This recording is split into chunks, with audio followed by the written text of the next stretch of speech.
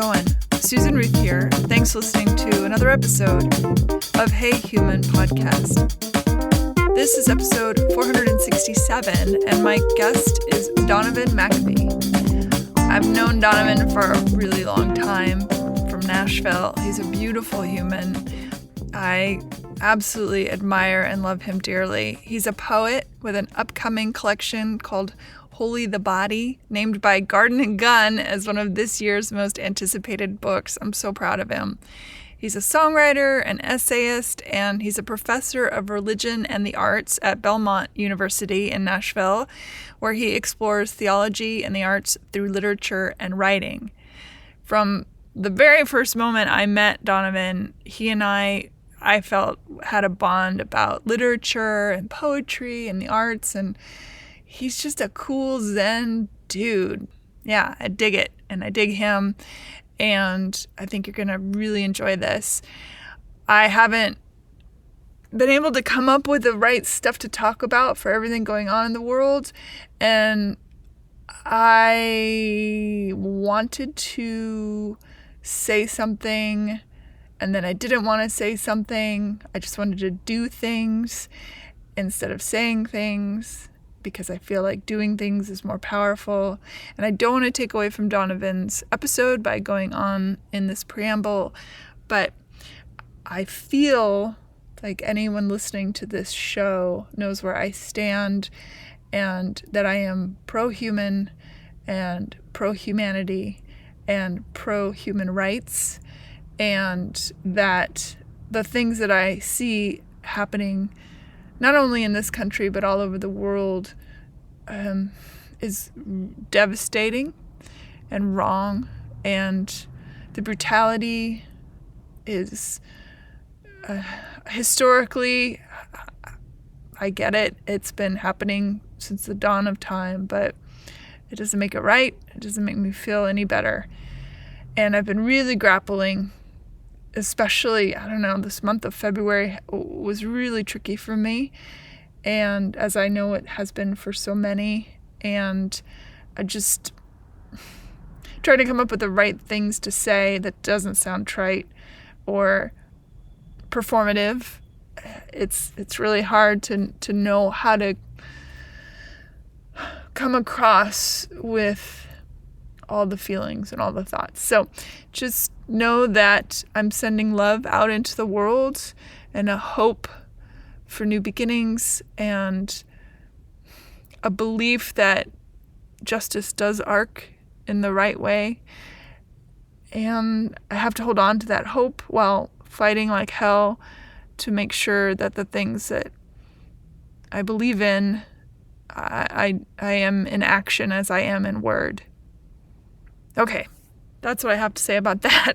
In other news, check out heyhumanpodcast.com for links. It feels silly to say things after that. You know what I mean? Like everything seems silly and futile and not important. But here we are. So, heyhumanpodcast.com. And to learn more about my guests and the show, you can dig around on that. You can go to susanruth.com to learn more about me and my other artistic endeavors. Follow Susan Ruthism on social media. Find my music out in the world. It's in all the music-y places under Susan Ruth. All the cars are driving by. And I was recently on the Uplifters podcast, and I had a blast. So definitely go check that out as well. It's episode 150. Arancis and I had a great conversation, and I think you will enjoy that too. Rate, review, and subscribe to Hey Human Podcast on iTunes or wherever you get your podcasts. It's on iHeart, it's on Spotify, it's all over the place. Thanks for listening. Be love. Be hope. Here we go. Donovan McAbee, welcome to Hey Human. It's good to be here. I'm so happy to see you. I'm so happy to see you. We have known each other for a very long time. Mm-hmm. I don't even remember the first time we met, other than it was in Nashville, but I don't remember where it was or who it was with. I'm guessing I moved here in 2009, and I think we had a lot of mutual songwriting friends, so we would hang out back then in this strange and wacky world of Nashville songwriters. Boy, oh boy. Yeah, we've been talking about having you on the show, I feel like, for a long time. I'm glad that we finally picked a day to do it. For sure. Let's talk about, firstly, where you're from, where you grew up, and family life, how it shaped you. Oh, good. Well, thanks for giving me some slow pitch, there at the beginning of the show. I grew up in a little town called Inman, South Carolina. It's in the upstate of South Carolina, the Piedmont region, foothills of the mountains. You drive around up where I'm from, the metropolis of Inman, the metropolis of Campobello, Landrum, and you get to see the mountains.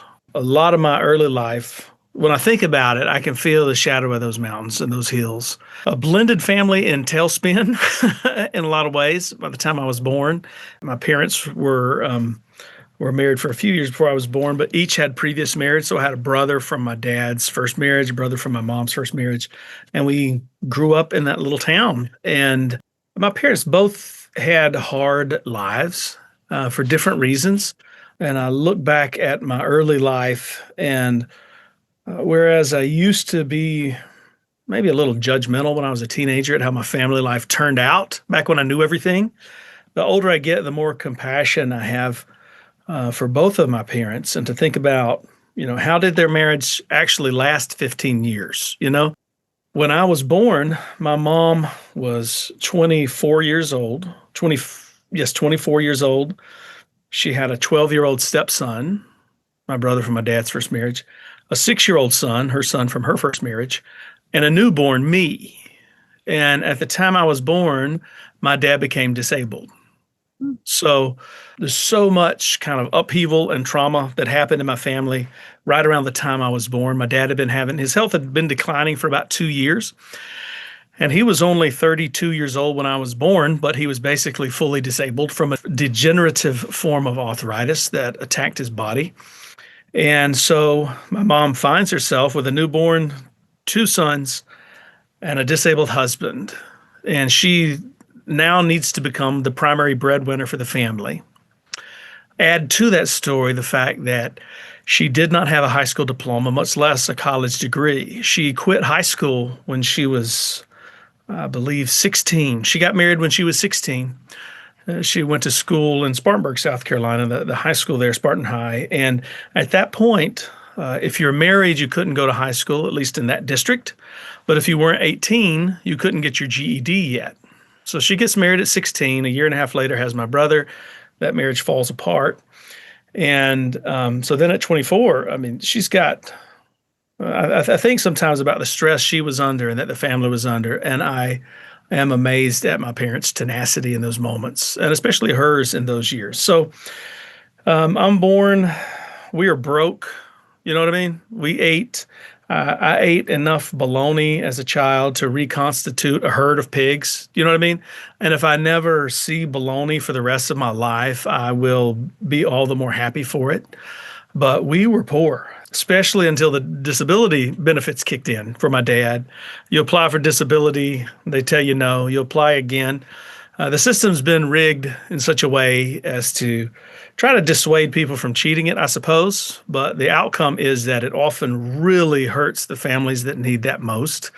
So I can't imagine, again, the fear, the panic that my parents must have been operating under to try to raise us. Well, when I was about 4 years old, my mom got her GED. She was incredibly intelligent.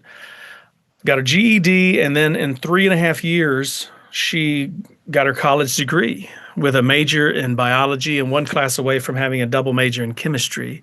And all of that time, she was also working, taking care of my dad, raising 3 kids, and going back to college, and also teaching Sunday school. And I don't know how she did it. I remember a year or 2 before she died, I had gone through college and was in seminary. And I said, my gosh, how did you do that? I can't imagine how she did what she did. And she just said, well, sometimes you have to do what you have to do. So she was remarkable. And my dad was too. He's now passed. But so much of our family life was circled also on the church. And so we were at church. When I was a little kid, initially, before she went back to college, my mom was the secretary at the church. So she was literally at church every day, but we were there Sunday morning, Sunday night, Monday night for visitation, which is when you went out and someone had visited the church. By God, you were knocking on their door the next day to see if they wanted to come back. Or if someone hadn't been to a church in a while or were sick, you would go visit them. My mom taught a group of older ladies Sunday school class for years. And if one of them was in the hospital or infirm in some sort of way, she's paying a visit. She's writing letters. She was very pastoral like that to that group of women who treated her like a daughter. But Sunday morning, Sunday night, Monday night, we were there Wednesday night as well. So the church was very much the context in which I grew up, literally and figuratively. When I was sick and my mom was a secretary, I would take my Pac-Man sleeping bag. And in the early 80s, this must have been one of the most expensive things we owned. Keep in mind, we're eating bologna and Vienna sausages. But the only expensive things about our life were Breyer's ice cream. My mom always insisted on good ice cream. But my dad, I think for Christmas or something, he had gotten this 9-inch black and white TV that was the size of a boombox almost. This is like 1982 or 83.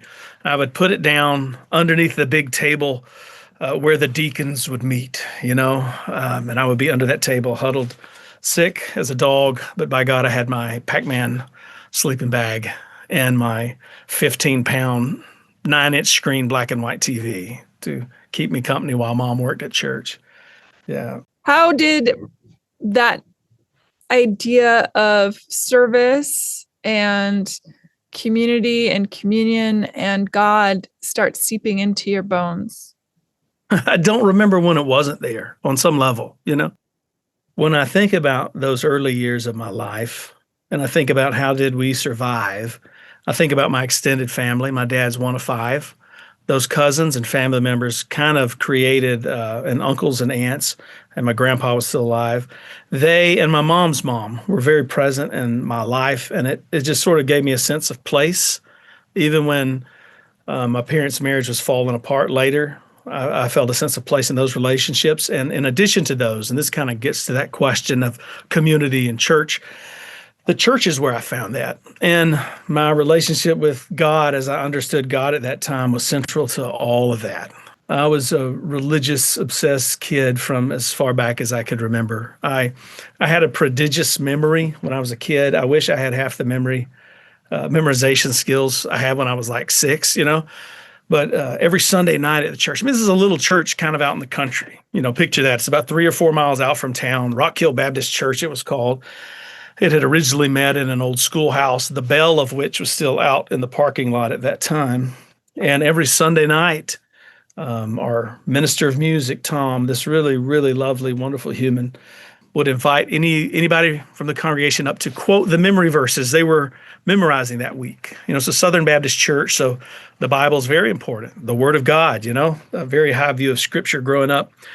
So I also had a penchant for performance at that point in my life. I wish I could say that it was all virtue, but there may have been some performative elements. But I would get up there as a 5-year-old kid, 6-year-old kid, and quote off like reams of Scripture, verse after verse, sometimes whole chapters. And even though there might have been a performative bit to that, I was very devout. I remember I was baptized the first time, because if you're an evangelical kid, you get baptized first and then you have doubts later on when you probably should have been baptized, So, but the first time I baptized, I was about 5 years old, and they gave me a Bible. They give you a Bible when you get baptized, and it was a King James Bible. Now, what sense can a 5-year-old kid make of the King James Bible? Not much, but some, But I started, even at 5, reading the Bible every day at that point in my life. And I remember, the words were supposed to have some sort of magical, mystical power to them. So I remember at 5 years old trying to read them and, muddle through the early 17th century English. And even the bits that didn't make sense, which were a lot of them at that point, kind of lended some more mysticism to it, like it made it seem even more magical somehow or other. And I imagine that even the parts I couldn't understand would wash over me and change me somehow by reading them, So memorization of Scripture was a big part of that point in my life. And I was, how should we say this? emphatically religious to a degree that was probably obnoxious to most people around me, even as a small kid. Yeah. My brother one time, my middle brother, I remember this, Sean is his name. What's his name? It is his name. He wanted to borrow $2 from me. And I loved, the only thing I loved almost as much as God's word was money. And I would save money and always had money. He never had money because he spent it. So I'm like 6 years old and he's 12 or 13. He's wanting to borrow $2 from me. And I decided to charge him 5% interest, and I'm having him sign a note so that he could go to fast fare and get himself a candy bar and a drink. And my parents found out I was trying to charge my brother interest, and they were like, you can't charge family interest. It's not right. And so I looked at my parents and I said, show me that in the Bible. Like I want, if it's going to be true, they got to show it to me in the Bible. So they found some random verses against usury in the Old Testament because they are there. And they said, see here. And I'm like, God's always getting in the way of my prophets. Prophets with an F. Prophets with an F, that is, yeah. Oh, yeah. That's an interesting duality that you were showing early on. Yeah, oh, man. If I'd have continued on that trajectory, just think of what a rich mega church pastor I could be right now, I look at these mega churches who refuse to help their people or feed people or house people, or they seem to be corrupted to the point where they'll take every last penny of their most poor parishioners and not even bat an eye. And it's mind-boggling. And yet I think, okay, well, you can't be more human than that, I guess. That aspect of greed that is part of, feels like our DNA as a nation. You just see mirrored and also reinforced and, reiterated again and again in our religious life and the types of theology that grow out of our soil. Yeah. Yeah. I mean, it's of course it's antithetical to the life of Jesus Christ of Nazareth. It absolutely is. It's funny, but I mean, I'm still practicing religiously, go to church and that sort of thing. And yet it still surprises me sometimes how the overall religious culture of our country impacts my own spirituality in a negative way. And so just from a pastoral perspective, you hear that story and it's so disheartening.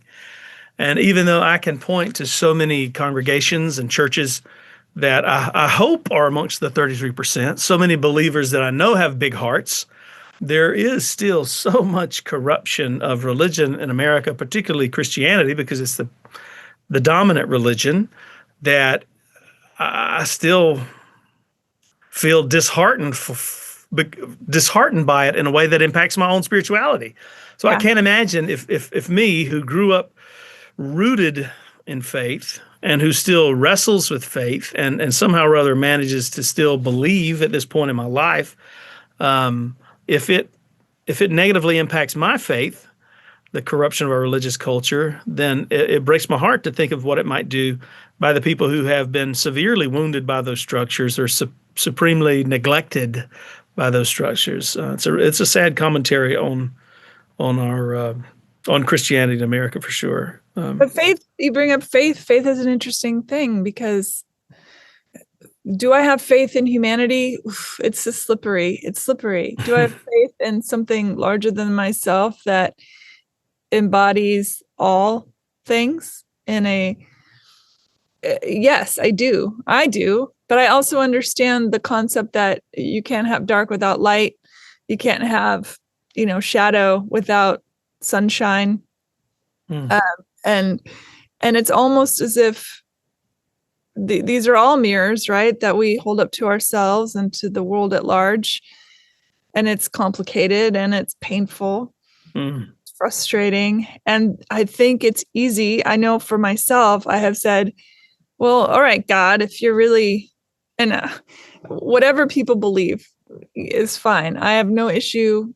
My thing is, don't use this omnipotent force that you believe is omnipotent. For me, I believe it's a part of all things. than to hide behind for your own cruelty or your bigotry or your whatever it is. That's what really gets my goat, but it doesn't change my relationship with something bigger than, for me, it doesn't change bigger than myself, only because I understand, I think, what my concept of free will is. And people are free to be as cruel or as wonderful as they want.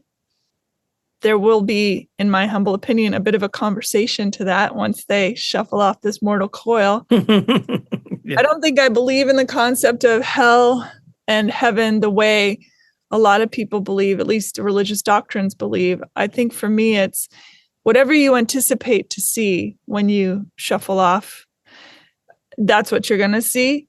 And then when those illusions fall away, you're left with yourself and the truest form of yourself, which is your God self.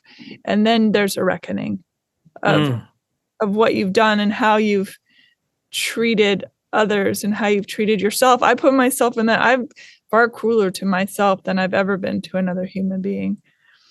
Well, there's still time for you to change. You can embrace cruelty to others.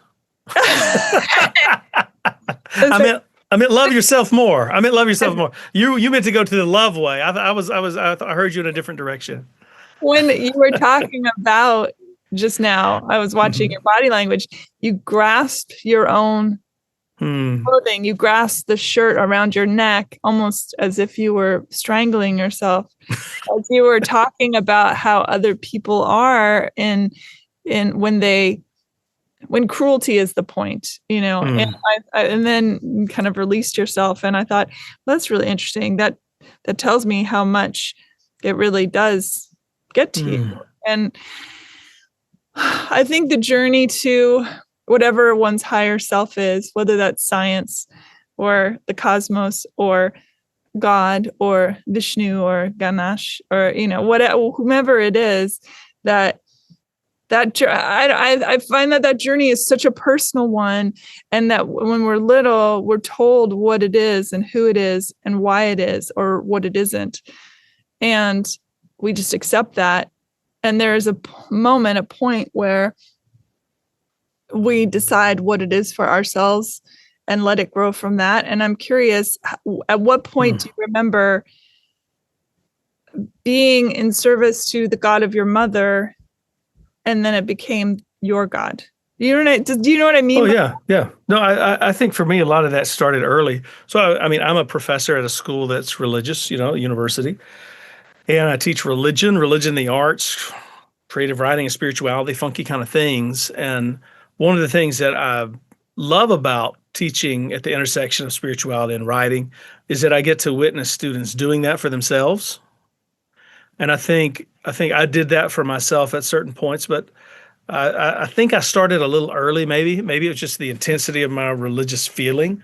But I remember being a freshman in high school, and I decided to read up on Hinduism and Buddhism and Satanism and everything. And I had a satanic book. I think it was called Satan Wants You or something. Like it was mildly journalistic, but I feel like it had a leaning towards like, isn't this cool? And I had it on my desk at school, and my English teacher, Randy Burns, whom I'm still good friends with, I remember him looking at it and he's like, you might want to be careful reading that. But so I always had that curiosity as religious as I was. And at a certain point when I was in high school as well, a Black American friend of mine invited me to his church. And at that point, I'd never been to a Black church. I'd only been to predominantly white churches. And going to it was called Greater St. James Temple of the Holiness Church. Great name. Oh, it was a fabulous name. And I mean, this church where it was located in was literally right next to the Hardee's, where I would get biscuits many mornings a week, but I'd never stepped foot in it. You can live in a small town and there's still spaces you haven't entered yet. But my buddy Willie didn't tell me that his family didn't go on Sunday nights. So I show up on a Sunday night, and I didn't think I knew anyone once I saw that Willie wasn't there. But I sit down, and then I noticed that my assistant principal was playing piano, and her husband was one of the preachers. I got to see the same supposedly the same God I believe in. Christians tend to say, "Oh, we all believe the same God, follow Christ." So this God that I believe in be worshipped in a drastically different and beautiful way, and that opened me up a little. Because often when you're inside of a particular group, you hear caricatures of other groups. And I heard that growing up by well-meaning people in my church. Oh, the comment would always, and sometimes there are racial undertones to this in the South for sure. That black churches are more emotive and less intelligently engaged with Scripture. I mean, that was the kind of dichotomy I heard, even from people that I don't think were being intentionally malicious. But I remember going to that church and being like, well, yeah, it's more emotive. But when you hear their preacher preach, he's preaching with the same thoughtfulness. He's preaching with the same insights. He's doing it with rhythm. And by God, there's the organ coming in behind him at certain points when he's emphasizing things. So there's a different style, but some of these ways that type of worship had been characterized, I got to see, well, that wasn't right. So that opened me up a little. And then I had some friends who had left my church. My church was evangelical towards the fundamentalist scale, I would say, engaging worship, but we're not speaking in tongues or anything. I had some friends who had left and gone to a charismatic church. So I'd start visiting their church on Friday nights. And I ended up preaching there once when I was about 16 or so.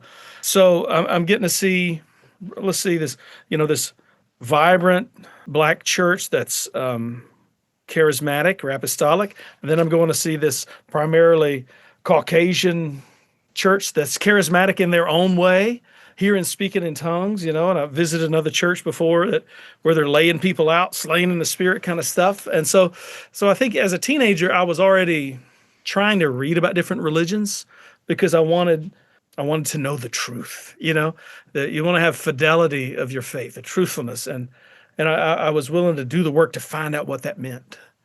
And there was an earnestness and a naivete at the same time. Those often go together. But also in reading and in being willing to go to those other spaces, I think it helped me see bits of beauty and bits of grace and other expressions of faith. And it probably helped me figure out what I was comfortable with, and the way my own heart connects with faith. Yeah. I was listening to Richard Rohr.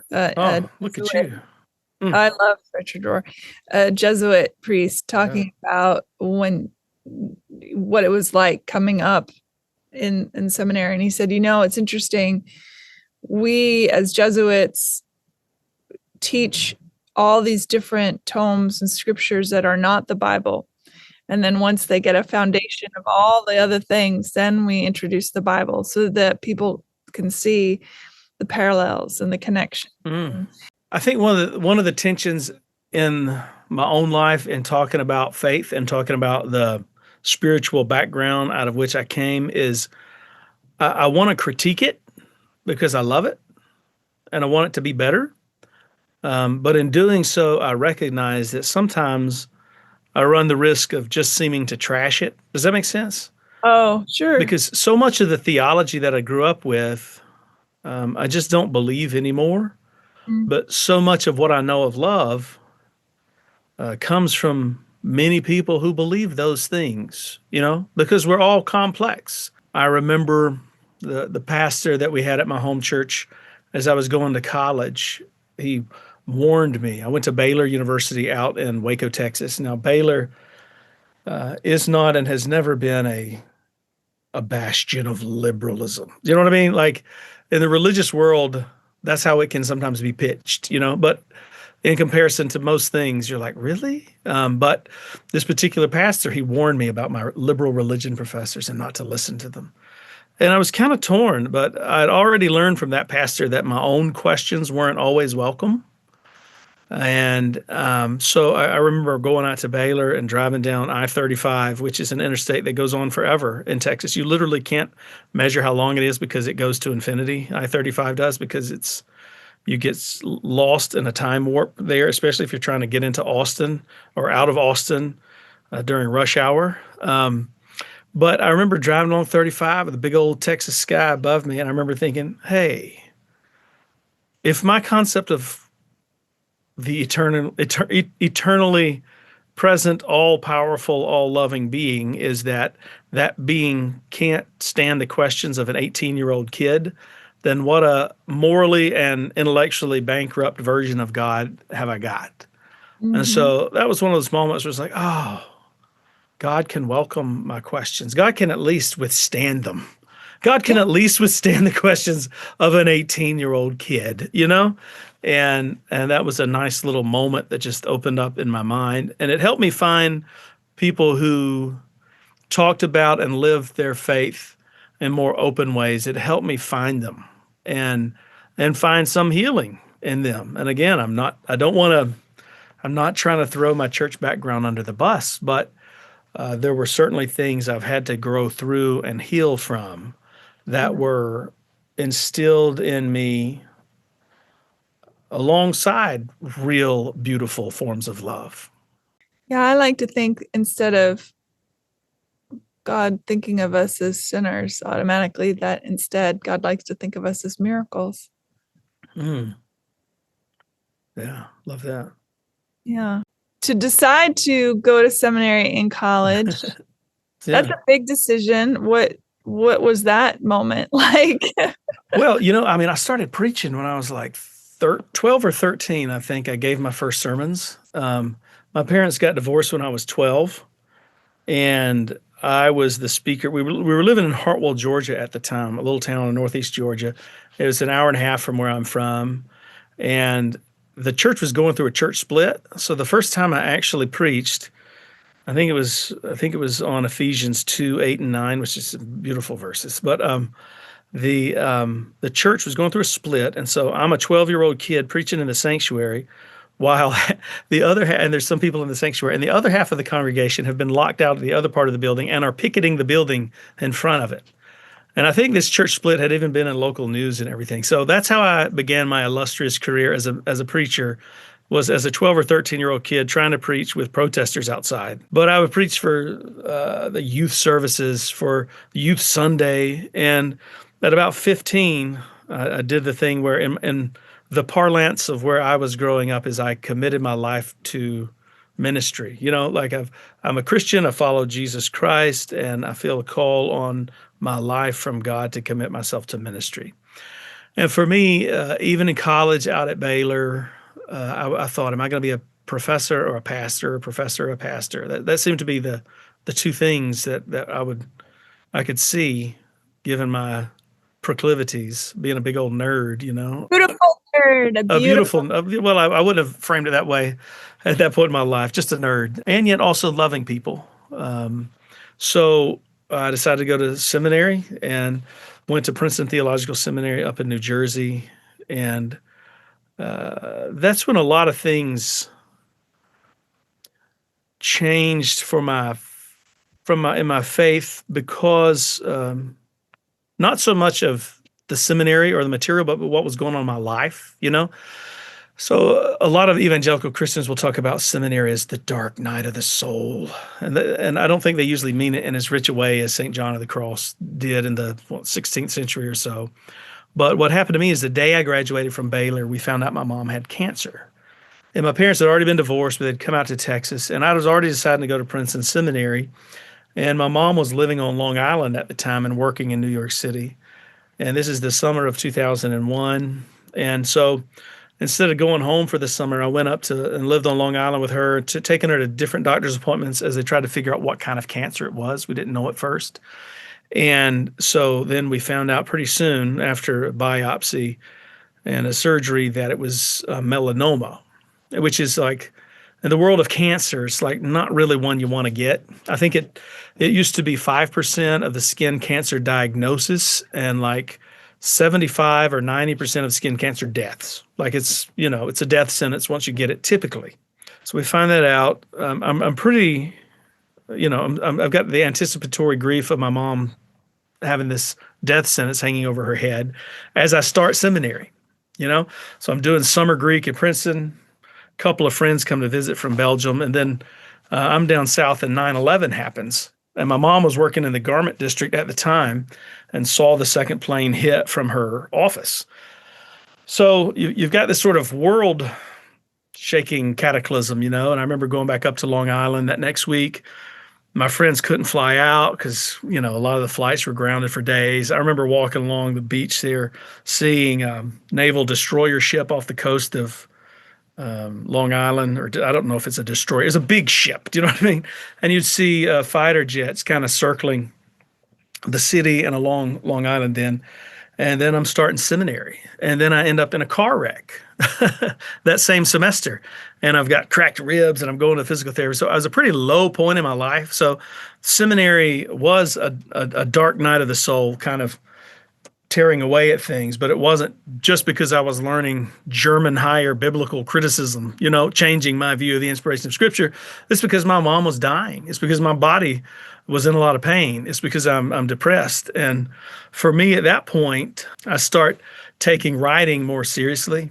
I think that's when I'd always kind of written poems, really bad ones, really hackneyed metaphors, But that's when I started taking my writing more seriously in seminary, so that not only in my head is it pastor or professor, but it begins to be, what is writing? How I've seen the power of words from a pulpit, the preachers that I grew up hearing, the preaching that I'd done myself.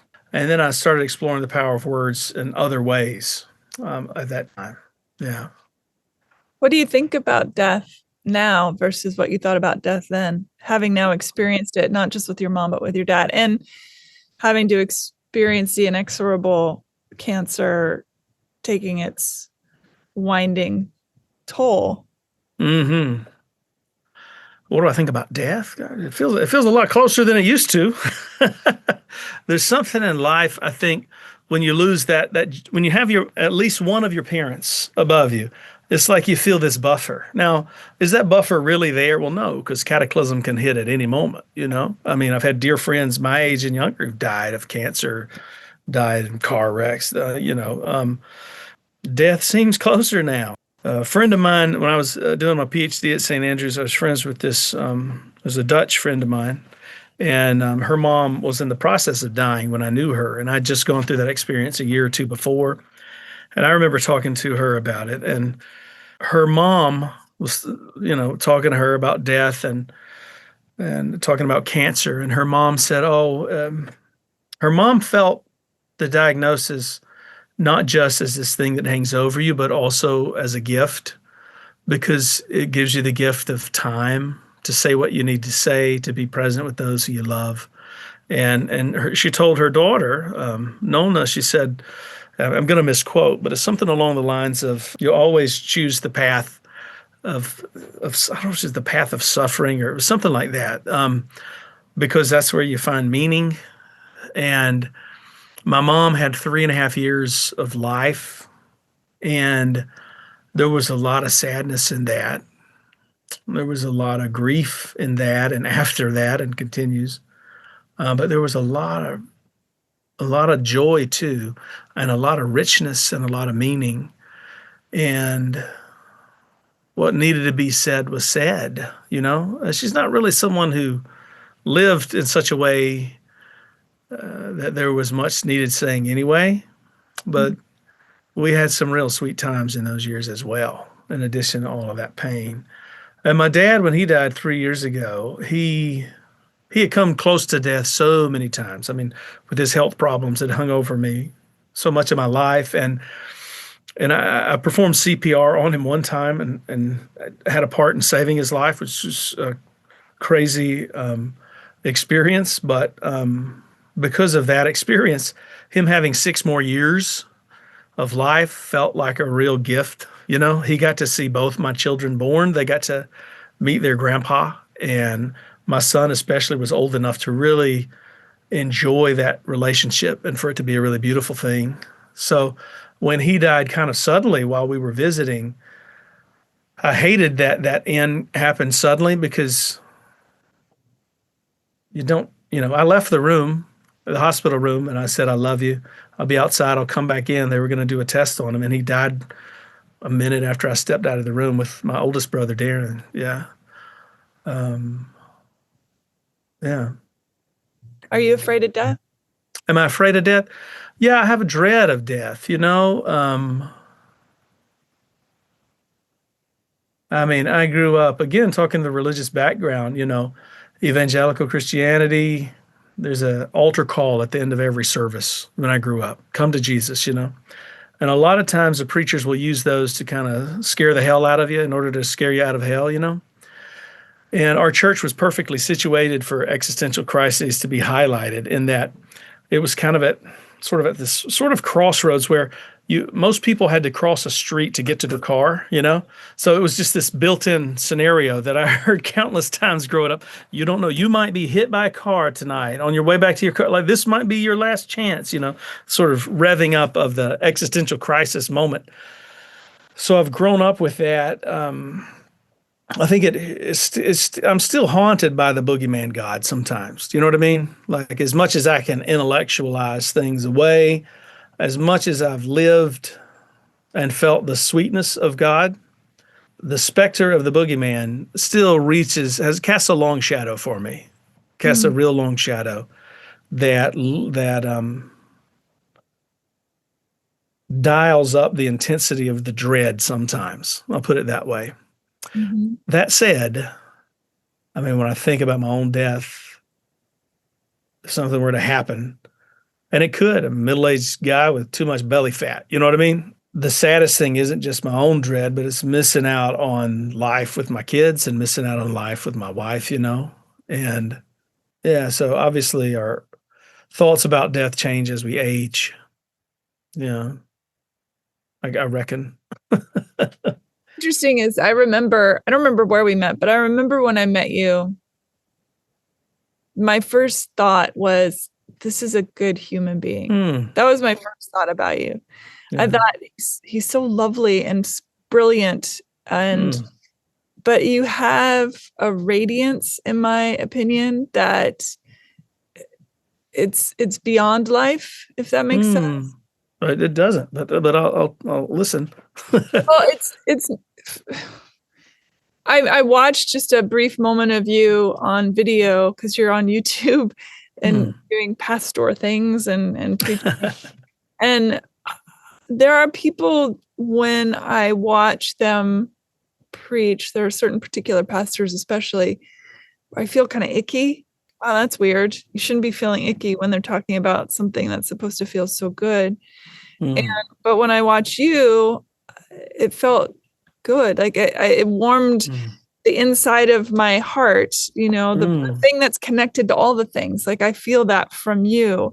And that is to say that I think people like you, as much as death feels limiting, people like you will never die, in my opinion, because you have given of yourself, and you without even trying. Like, I think just being around you radiates this sort of life force, I guess. But people like you, in my opinion, don't ever die, because there will always be someone that will speak your name, and with a fondness and a light. That's just how I feel about you. Well, that's beautiful. Thank you for sharing that. Yeah. It doesn't surprise me that you're a poet either. I always found you quite articulate, and you know me. I mean, I love to talk. I love to have conversations about all sorts of things.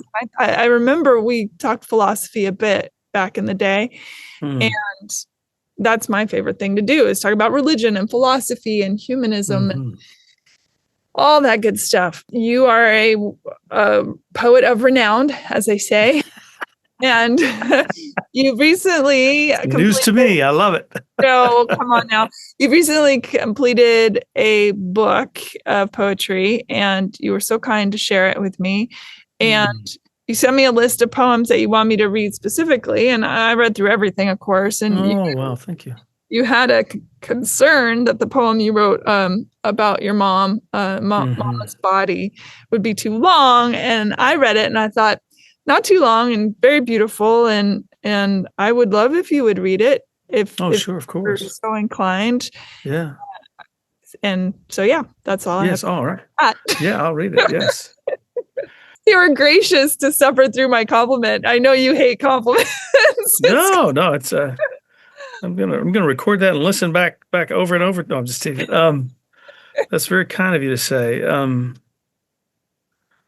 This poem, poems are weird. I don't, you find that about poems and songs, there's some of them come in a rush and then you can tinker with them for ages, and some take a long time to write, and they take different amounts of emotional energy from you. And the amount of emotional energy they take is, I don't know if it's always related to the emotional depth of the poem. It might just, do you know what I mean? But this one in particular was difficult to write, and I didn't get it right for quite a long time. And it's been around for a number of years, but only in the last year, there's one more section I added, and I think it's there now, but it kind of took years to come together. I'm honored to read it. It's a difficult poem in content, and but I'd love to read it for you. It's called Mama's Body, and there are 9 short sections to the poem, and each, most anyway, have a year related to them. So I'll sort of say the name of the section or the year and then read that part of the poem. Mama's Body, 2004. The nurses remove the IV. Take the tube from your nose. Move the bed to the center of the room so we can circle and pray. Your spirit, because I believe on this day in such a thing, has abandoned its husk, lifted from the room or walked out the door. The marriage of body and breath broken. Mama, not mama. Mama, my first home. 1960. You woke to the sound of a vase toppling off an end table, ran down the hallway to the door of the living room where your mama lay on the floor, your daddy standing above her, calling her names you were told not to repeat. You ran to your room like you always did. Years later, you tell me you'd cover your body in the sheets, pull the blanket over your head, close your eyes and pray to disappear, that the mattress might swallow you like the ocean. 1966. Some things better left unsaid.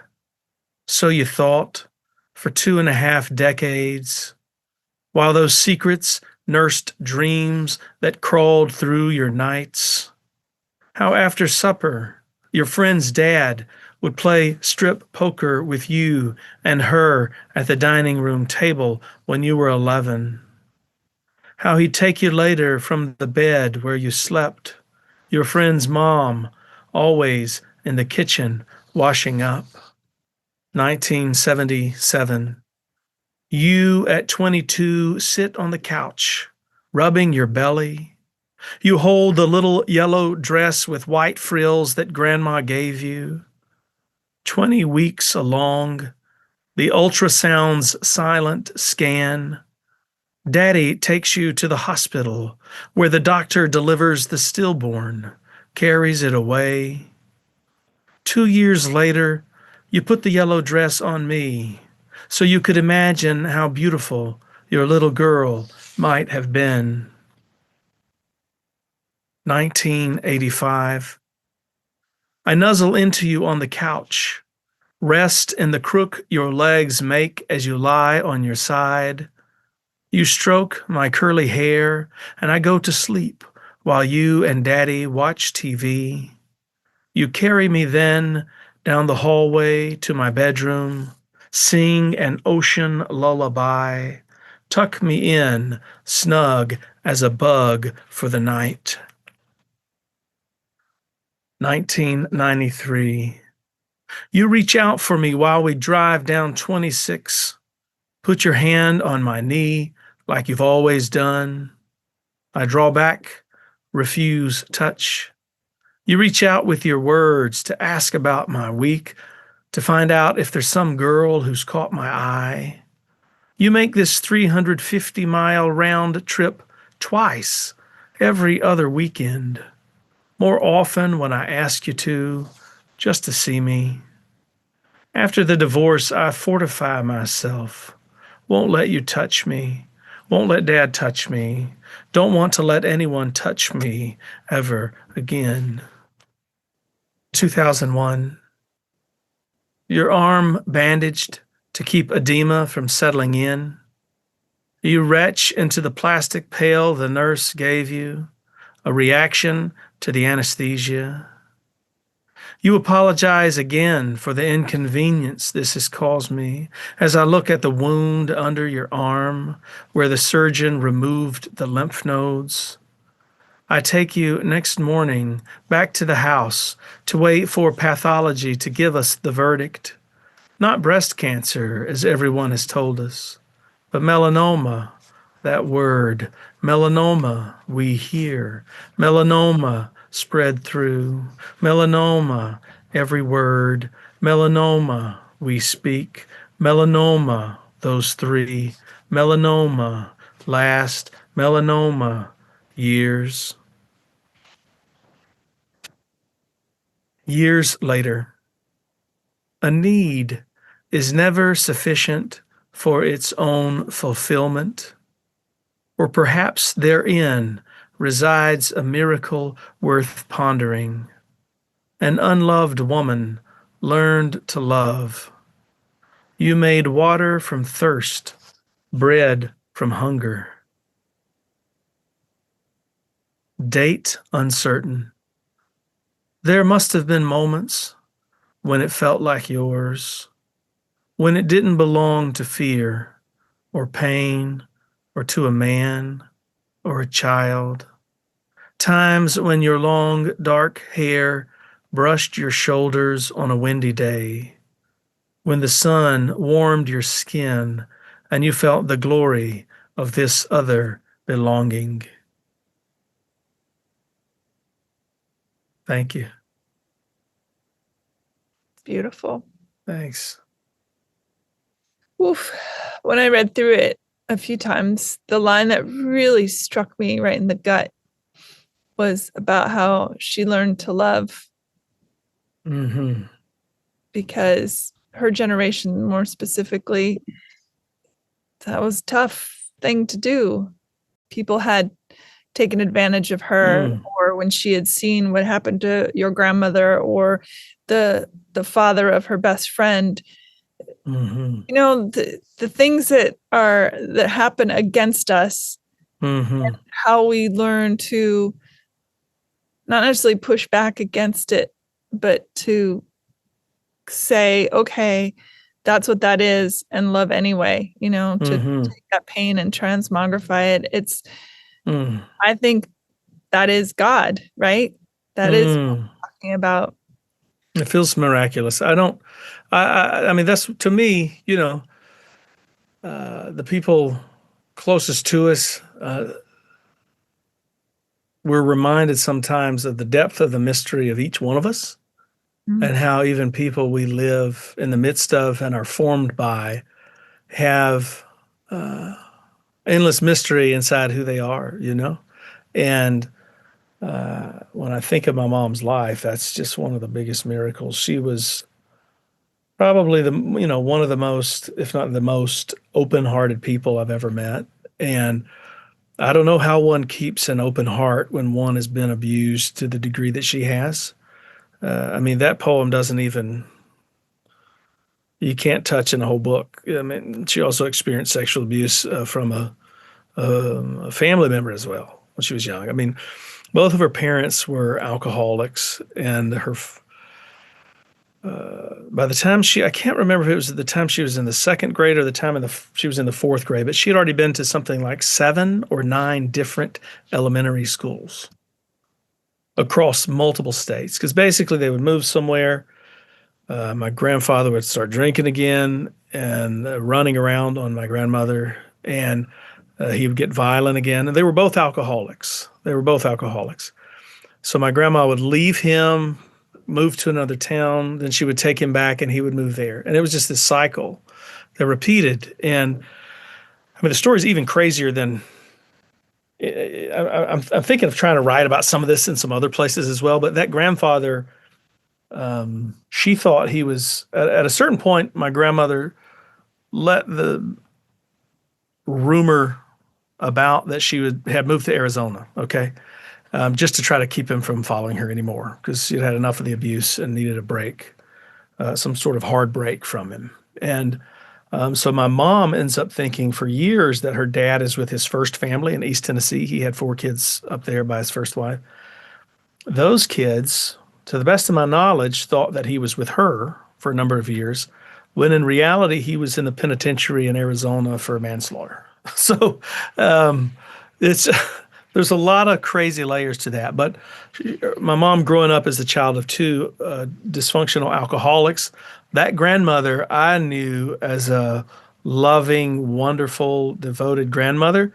But that's because she had sort of had this come back to religion moment in the 1970s, I believe. So that she was a different person that I knew than my mom, who was neglected. She was that grandma was in her own form of hell, I reckon, and was just not there for my mom. And that's what left my mom as a child, as a young adolescent, more vulnerable to those who would exploit a young adolescent, if that makes sense. Predators look for those who are broken. And that's, and at one point when my grandma was so out of the picture, there was some young couple who were neighbors who kind of took my mom in for a little while.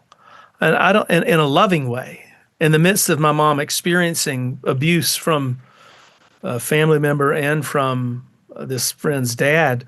And I wish to God I knew who that couple were. You know what I mean? Like, I didn't get their names before my mom died, but when you think of people who might have saved someone's life just by some small act of love, do you know what I mean? Like them taking my mom in, I don't know, was it for a month? Was it for 2 months? Was it for 3 months? I don't know how long it was, but I'm grateful for those people who gave her a place to be sheltered from some of that for a little while, at a critical time in her adolescence. Yeah. Do you have a favorite Bible story? Favorite Bible story? I mean, the one, there's a really important Old Testament or Hebrew Bible, Hebrew scripture scholar called Phyllis Tribble, who just died, I think, in the last few months. And I'm not a Bible scholar. Religion and literature is kind of my thing. But Phyllis Tribble wrote a really impactful short book called Texts of Terror. And it's about these stories of abuse in the Old Testament, in the Hebrew scriptures. And she talks about one of the hermeneutic lenses through which she views scriptures is that story of Jacob wrestling with the angel at the Jabbok River, And I think that story for me is just one of the real metaphors of my spiritual life, that Jacob has gone away. He cheats his brother Esau, his twin brother. He goes away and is coming back at this point in the story. I haven't read it in a while, but I believe it's in Genesis 38. If I'm wrong, someone I know who's listened this far into the interview will let me know I'm wrong, and they will let me know I'm wrong with glee. But it's somewhere around there, He's getting ready to go back and meet his brother Esau, and he's not sure how Esau is going to receive him, And it's a wonderful Hebrew wordplay, Jacob at the Jabbok. You get the great Hebrew storytelling with all sorts of internal puns and rhymes. And what I love about that story psychologically is Jacob meets God, meets an angel at the Jabbok. Okay, that river is it's a crossing place. He's crossing back towards the territory of his home. So it's a liminal thing, He's crossing, but it also mimics his own name.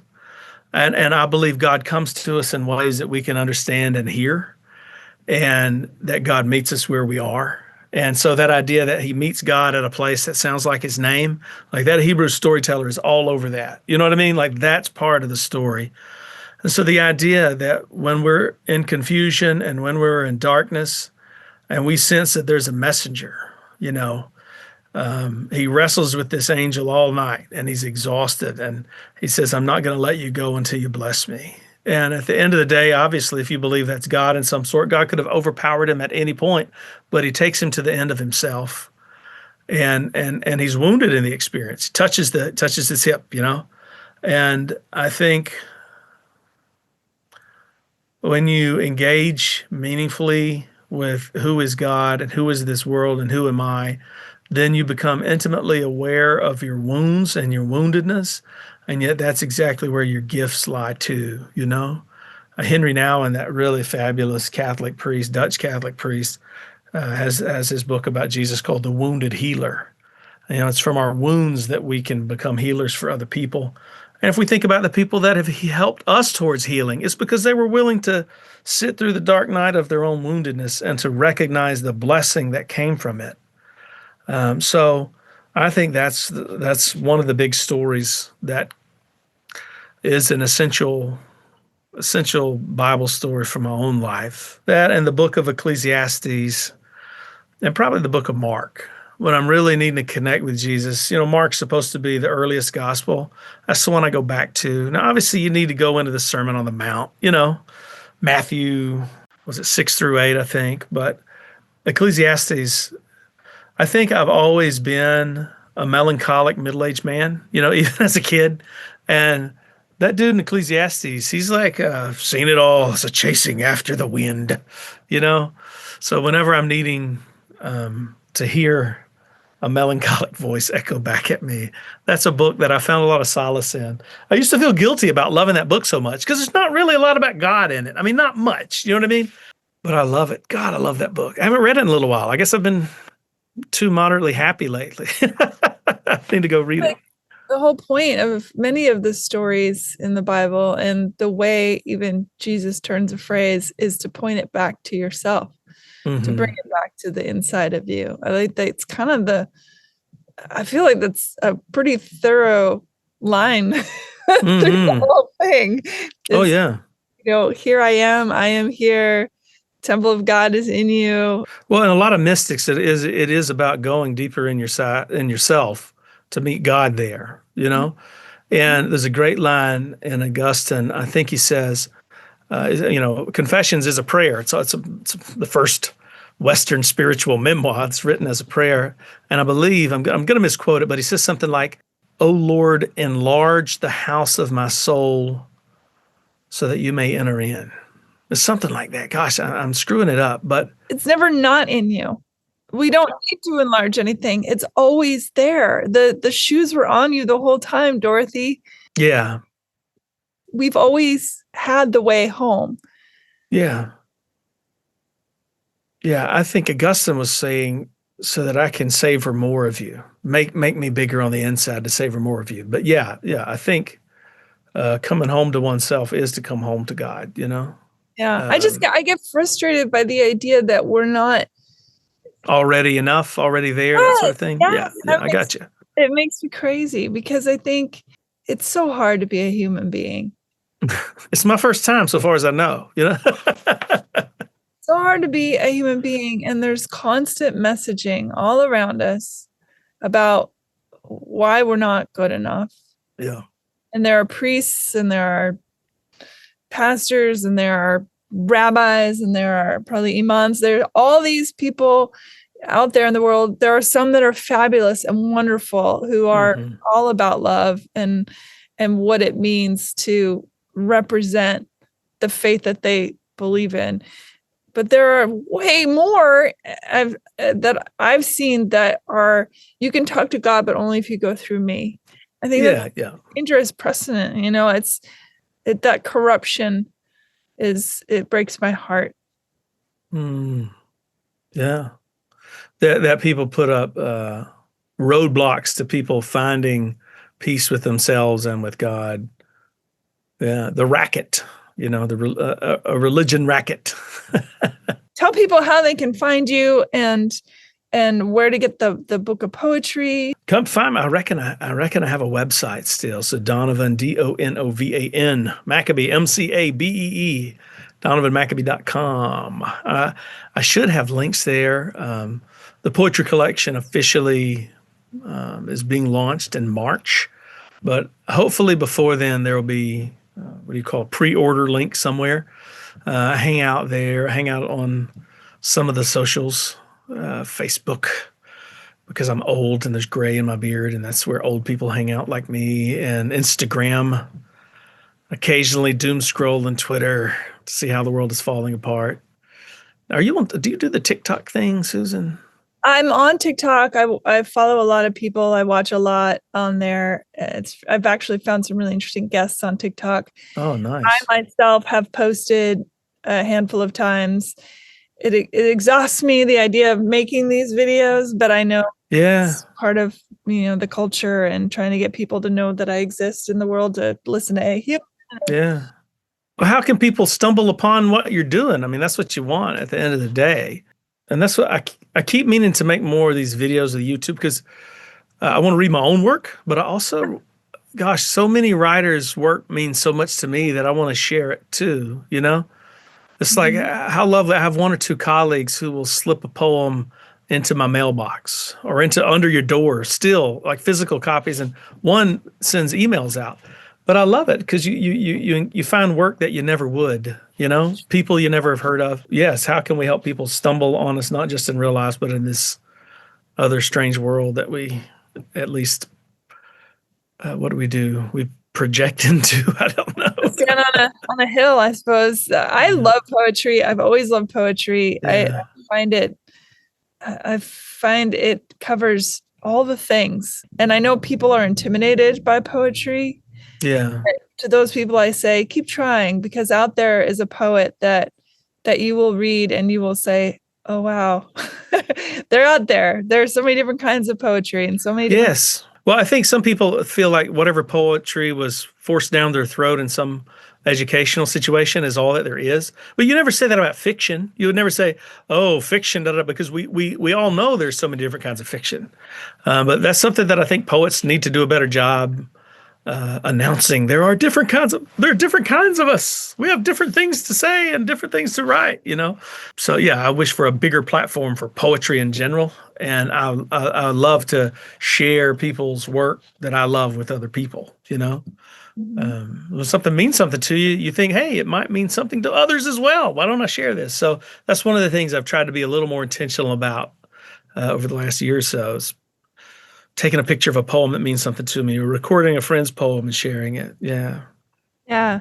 Self-published on the book, or you have a... Oh, no. Yes, I should have said it. No, it's a Texas Review Press. It's a university press that is out of Sam Houston State, and it's part of the Texas A&M Consortium, their press. There's like a bunch of university presses together. It's a great little press, especially for poets. Poets don't really get treated very well many places because there's so little money in it, which is one reason that poets are so petty. But there's so little money that prestige is the coin of the realm, to use the phrase you were using earlier.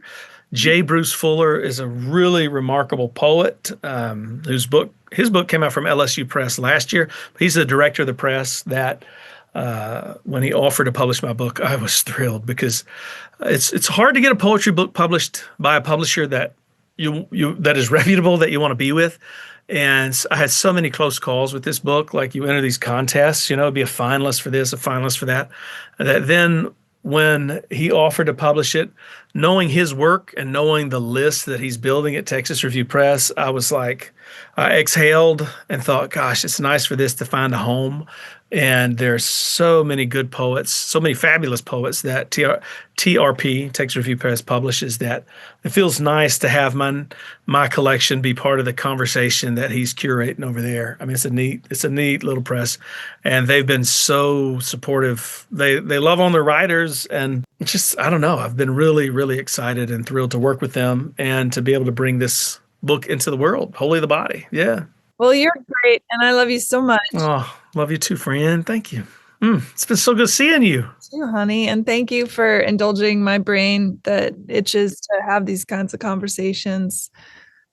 Yeah. Well, those kind of conversations are gifts, so thank you for curating them on the Hey Human podcast. Absolutely love it. And I'll put links for everyone, as usual, on heyhumanpodcast.com so that they can find things easily. Thanks, Susan. Appreciate it. Thank you for listening, everyone. Thank you, Donovan. Thank you, Susan. Bye. Bye. Rate, review, and subscribe to Hey Human Podcast on iTunes or wherever